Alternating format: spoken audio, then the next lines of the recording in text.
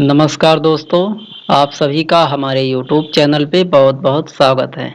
जैसा कि आप सब जानते हैं कि यूजीसी नेट जेआरएफ दिसंबर 2022 का फॉर्म आ गया है।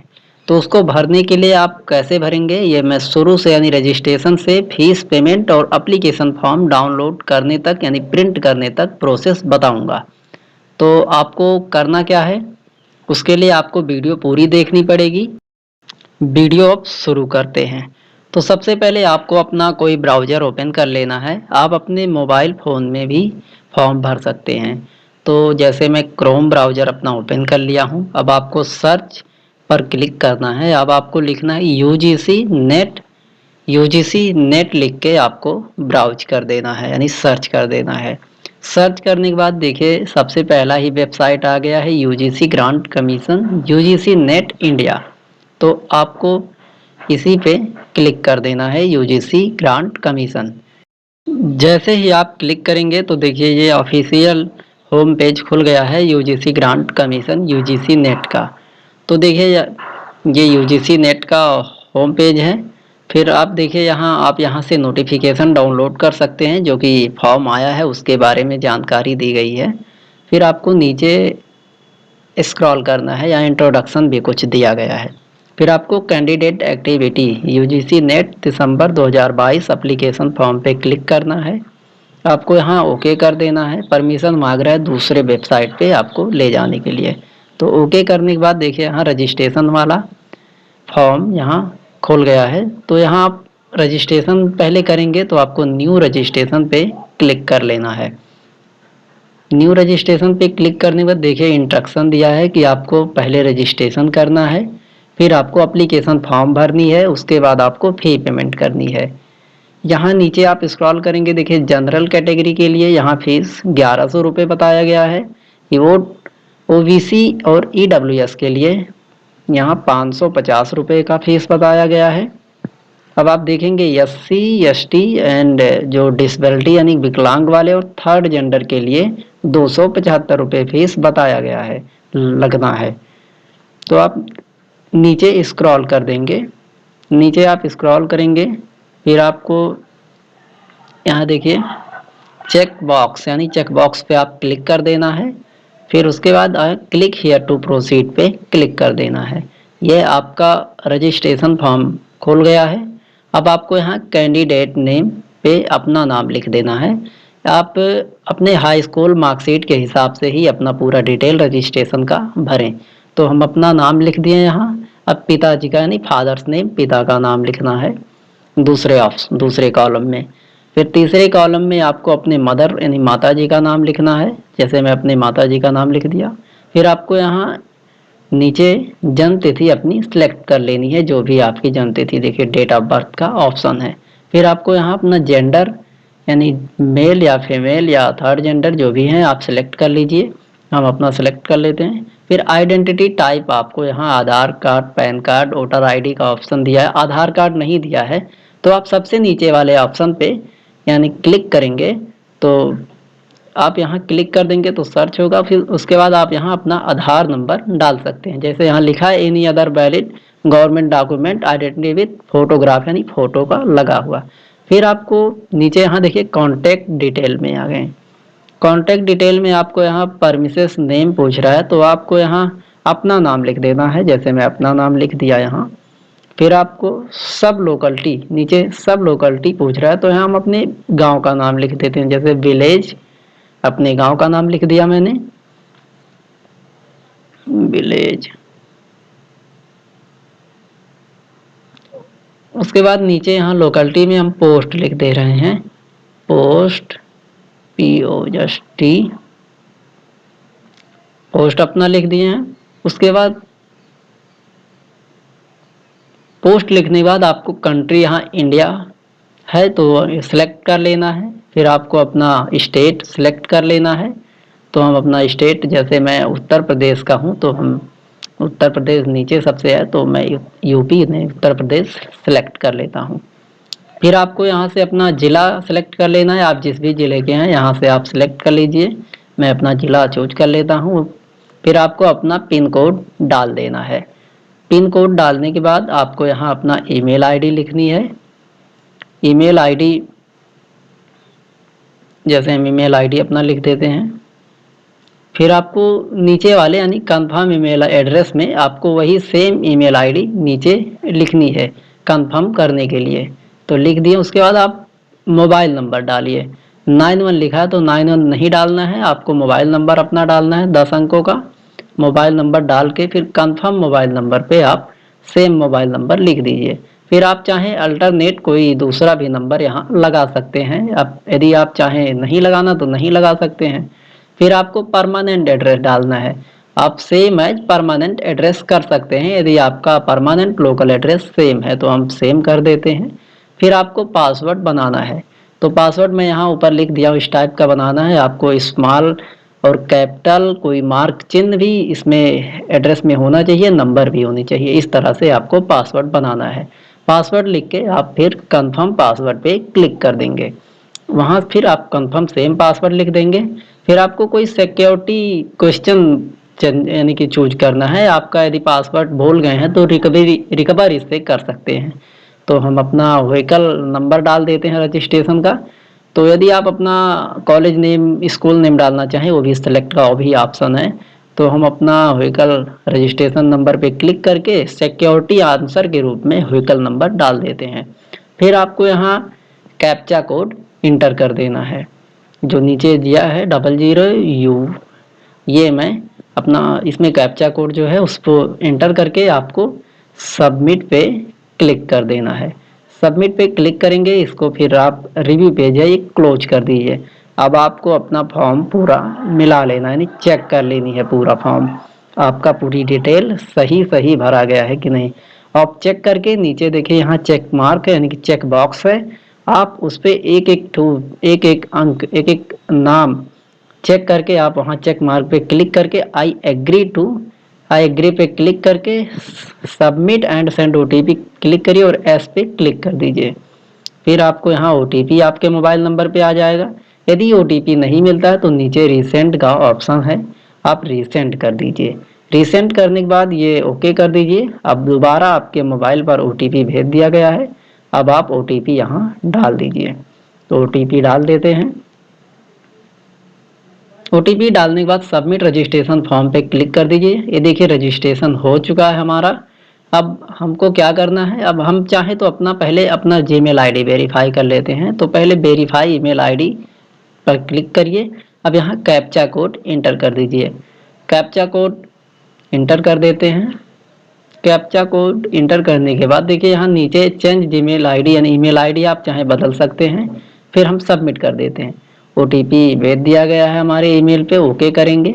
अब ईमेल से हम ओटीपी लेके यहाँ डाल देंगे। यदि नहीं गया तो रिसेंड का ऑप्शन है, सेंड कर सकते हैं। फिर वेरीफाई करते हैं। देखिए your email ID is verified successfully हमारा हो गया। अब होम पे क्लिक कर लेते हैं। होम पे क्लिक करने के बाद हमारा मोबाइल ईमेल वेरीफाई हो गया। अब हमें कंप्लीट एप्लीकेशन फॉर्म पे क्लिक करना है। कंप्लीट एप्लीकेशन फॉर्म पे क्लिक करेंगे। देखिए इतना एप्लीकेशन स्टेटस में contact detail, personal detail, Aadhaar detail, exam and centre detail, qualification detail, यानी इतने प्रोसेस में हमें पूरी फॉर्म कंप्लीट करनी है। फिर हम पर्सनल डिटेल पे क्लिक करते हैं। तो देखिए आपका बेसिक डिटेल रजिस्ट्रेशन से यहाँ कुछ ले लिया है, माता पिता का नाम और। तो फिर आपको यहाँ शुरू करना है नेशनैलिटी से।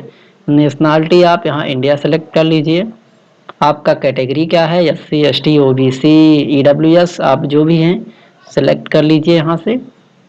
फिर कैटेगरी सेलेक्ट करने के बाद आप PWG कैंडिडेट हैं, यदि आप विकलांग हैं तो आप यहाँ यस कर दीजिए। विकलांग सर्टिफिकेट है आपके पास। यदि यू आर डायबिटिक यानी आपको मधुमेह है तो आप यहाँ यस कर सकते हैं, यदि नहीं तो नो। फिर आपका पेरेंट यानी गार्जियन का एनुअल वार्षिक आय क्या है, तो हम अप टू 1 लाख रुपए कर देते हैं, अधिकतम 1 लाख।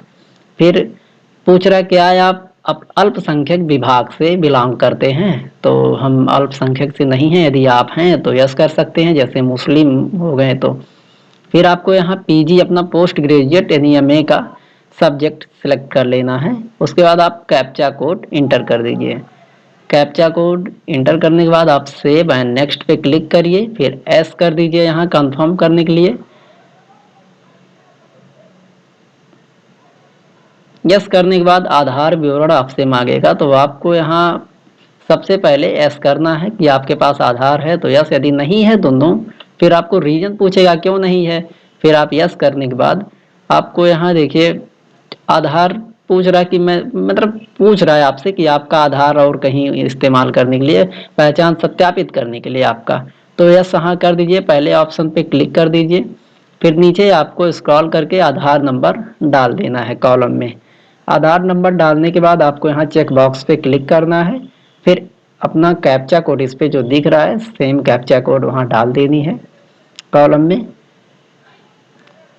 कैप्चा कोड डालने के बाद सबमिट एंड नेक्स्ट पे क्लिक करना है, फिर आपको यहाँ ओके कर देना है। ओके करने के बाद ये आपको अप्लाई फॉर किसके लिए करना है, तो अप्लाई फॉर हम लोग असिस्टेंट रिसर्च के लिए, आप चाहें प्रोफेसर के लिए तो कर सकते हैं, हम लोग JRF एंड असिस्टेंट प्रोफेसर के लिए क्लिक करते हैं।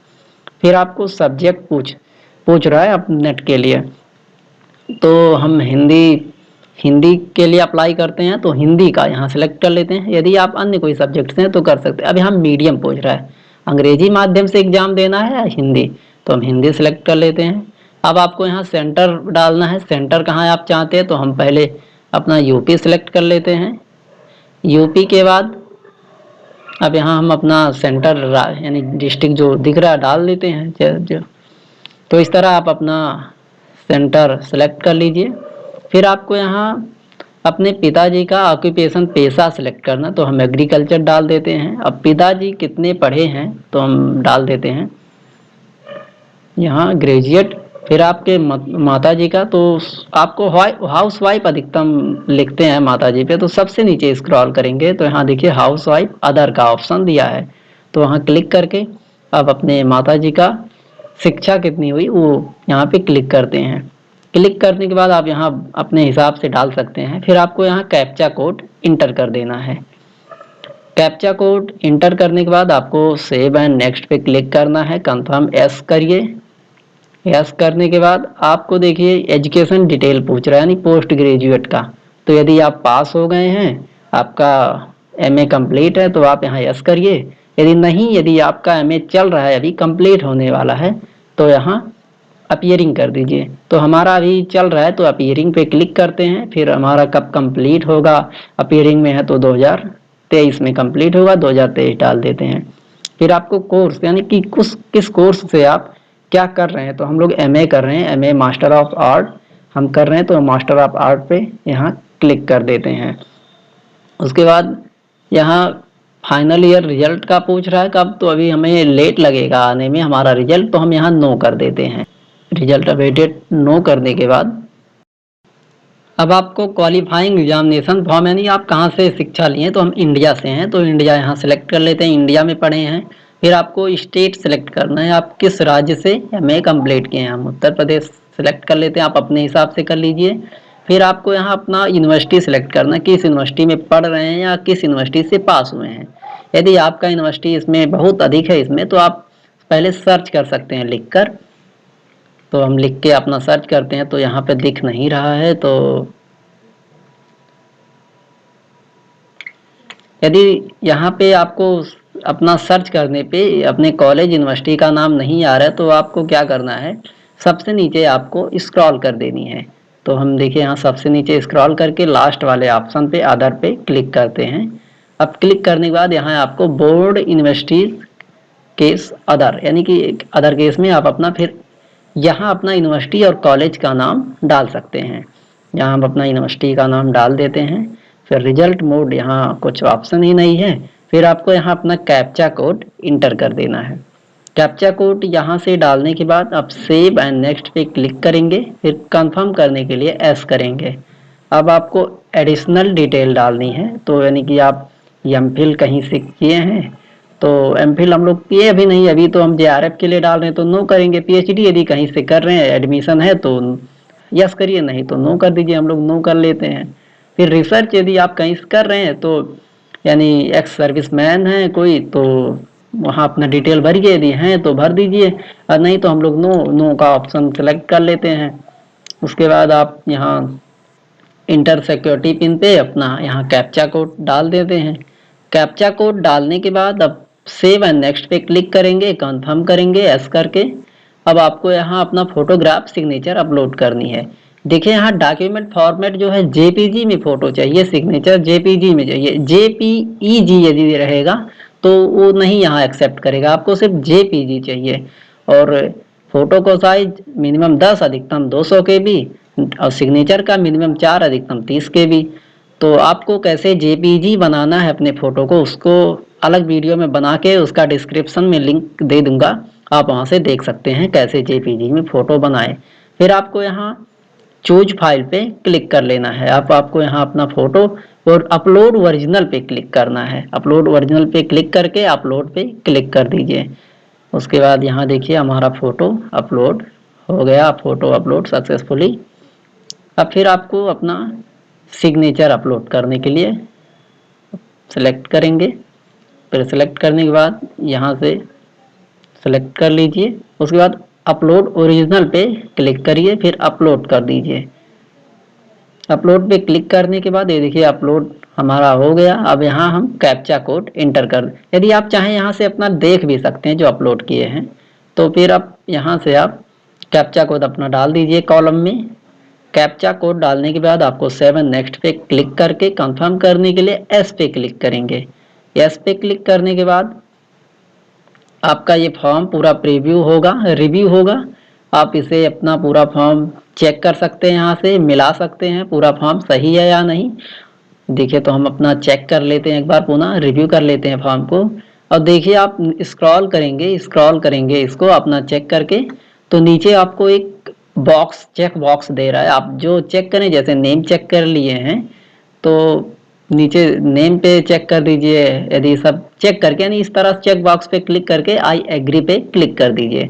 फिर आपको फाइनल सबमिशन ऑफ एप्लीकेशन पे क्लिक करके कंफर्म करने के लिए एस करेंगे। आपका देखिए एप्लीकेशन फॉर्म फाइनल हो गया यानी अप्लाई हो गया। अब आपको यहाँ फी पेमेंट करनी है, तो फीस पेमेंट यहाँ आपका आ जाएगा, उस पर क्लिक करेंगे। फिर ऑनलाइन पेमेंट पे क्लिक करके प्रोसीड फॉर पेमेंट पे क्लिक कर देंगे। प्रोसीड फॉर पेमेंट पे क्लिक करने के बाद इस तरह से परमिशन मांगेगा, ओके करेंगे। फिर आपको यहाँ पेमेंट गेटवे सिलेक्ट करना है, SBI, एमपॉस से, कैनरा बैंक, ICICI बैंक, तो चाहे जिससे करेंगे कोई दिक्कत है नहीं। तो हम SBI एमपॉस सेलेक्ट करके प्रोसीड फॉर पेमेंट पे क्लिक करते हैं। आप चाहें तो UPI से, credit card, debit card, net banking से कर सकते हैं, तो हम UPI से करेंगे। तो देखिए UPI का ऑप्शन यहाँ दिया है लास्ट में, तो हम UPI पे क्लिक करते हैं। UPI पे क्लिक करने के बाद आपको यहाँ चाहें तो आप अपना UPI कोड डाल के उस पर नोटिफिकेशन भेज के पेमेंट कर सकते हैं, या QR कोड से। तो QR कोड आसान है, हम QR कोड पे यहाँ पेमेंट करना चाहते हैं तो हम QR कोड पे क्लिक करेंगे। देखिए यहाँ क्लिक करने के बाद एक QR कोड आ गया। अब इसको हमें अपना फ़ोन पे, गूगल पे, पेटीएम कुछ भी खोल के ओपन करके स्कैन करके पेमेंट करेंगे। इस तरह से रिडायरेक्ट हो जाएगा। आपका पेमेंट होने के बाद देखिए हमारा पेमेंट सक्सेस हो गया है। फिर कुछ देर बाद अभी रिडायरेक्ट होगा, रुके रहिए। यदि इस तरह से आपका सर्वर टेक्निकल प्रॉब्लम दिखा रहा है तो आपका पेमेंट हो चुका है। आप 1-2 घंटे बाद लॉगिन दोबारा करेंगे तो वहां से आप अपना एप्लीकेशन फॉर्म डाउनलोड कर पाएंगे। और तो कुछ देर बाद हम दोबारा लॉगिन करते हैं, 1-2 घंटे बाद दोबारा लॉगिन करते हैं तो आपको लॉगिन डैशबोर्ड पे आ जाना है। आपको यहाँ अपना एप्लीकेशन नंबर डाल देना है, आपके जीमेल पे भी गया होगा, आपके मोबाइल नंबर के मैसेज में भी गया है।